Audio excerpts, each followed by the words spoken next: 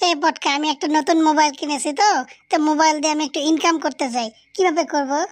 Income তো দুই প্রকারের, কোনটা করবি? একটা সহজ ইনকাম, একটা হচ্ছে কঠিন ইনকাম।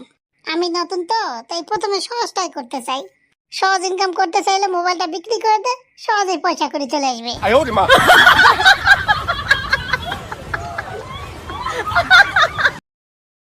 হে বন্টু, তুই তো পড়াশোনা খুব ভালো পারিস, তো বড় হয়ে কি হবি? বড় হয়ে আমি মস্ত বড় একজন গবেষক হব। ও আচ্ছা আচ্ছা, ঠিক আছে। তো এখন কি করতেছিস? আরে শালির বেটিরা, ওই বিষয়টা নিয়ে তো গবেষণা করতেছি।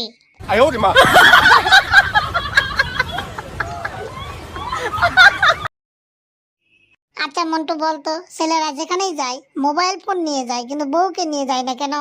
আরে মোবাইল ফোন যেখানেই নিয়ে যায় না কেন, যা ডিরেকশন দেয় তাই করে, কিন্তু বউকে নিয়ে যায় যা ডিরেকশন দেওয়া হবে তাই তো করবে না। ওটা তো লেউটা মাগি।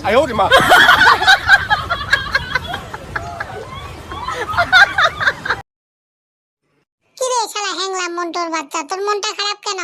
সেই দুঃখের কথা বলিস না বান্ধবী, ওই লেউটা মাগিটা রাতের বেলা হারিয়ে গেছে। কে, বৌদি নাকি?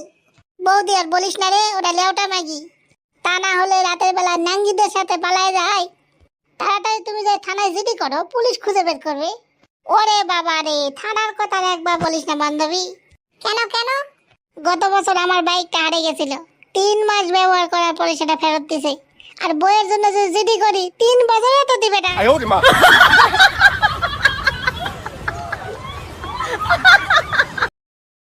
হে লাল টুকটুকা পরি, আই লাভ ইউ।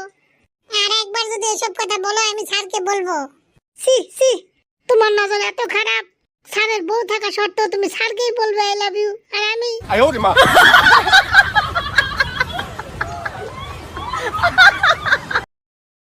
হে পটকা ভাই, পটকা ভাই, আমার ওনাকে দেখছো? কে কে? দাদা? হয় হয়, তোমার দাদা। কি হয়েছে দাদার? অনেক রাত হয়ে গেল, সেই যে সকালবেলা কলা কিনতে গেছে, এখনো তো ঘুরে আসলো না। ও, ওই চিন্তা করার দরকার নাই। ওই দাদা কলা পাইলে কলা নিয়ে আসবে।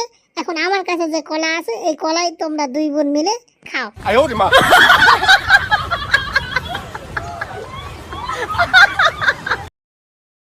কেরে পটকা, বলতো ডান হাতের দাম যদি 100 টাকা হয় তাহলে বাম হাতের দাম কত?